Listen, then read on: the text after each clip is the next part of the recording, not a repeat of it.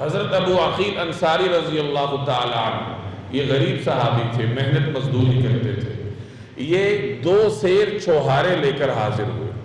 انہوں نے آ کر عرض کیا کہ یا رسول اللہ، ساری رات میں نے محنت مزدوری کی ہے،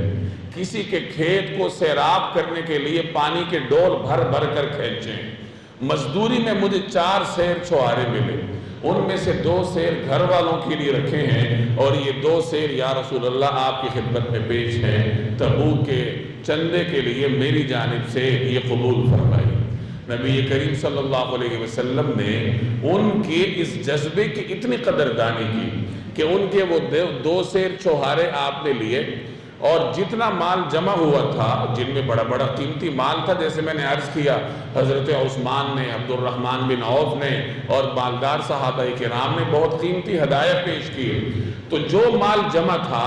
نبی کریم صلی اللہ علیہ وسلم نے اس غریب صحابی کے پیش کیے ہوئے چھوہاروں کو اس مال کے اوپر رکھنے کا حکم دیا بطور برکت کے.